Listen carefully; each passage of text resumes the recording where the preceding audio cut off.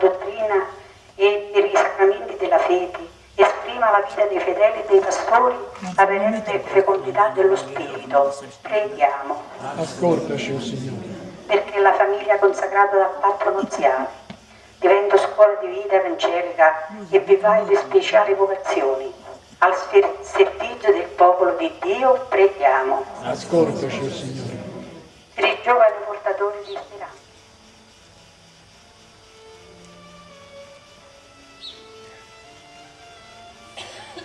Dopo la cena, allo stesso modo, prese il calice e rese grazie, lo diede ai suoi discepoli e disse: prendete e bevetene tutti, questo è il calice del mio sangue, per la nuova ed eterna alleanza, versato per voi e per tutti, in remissione dei peccati. Fate questo in memoria di me.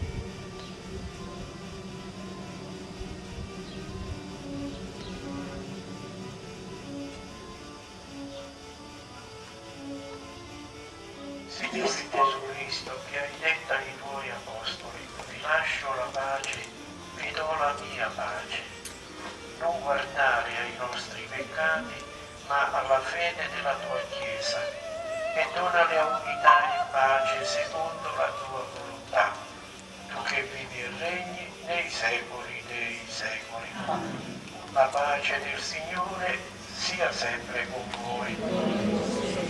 Scambiatevi insieme pace.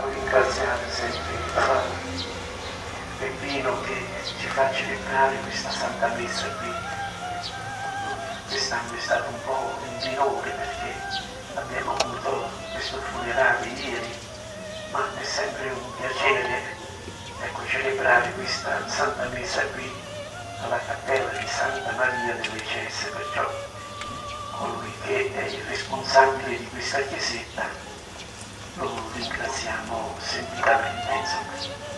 Il Signore sia con voi.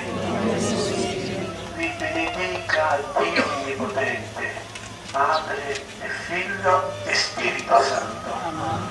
La messa è finita, andate in pace.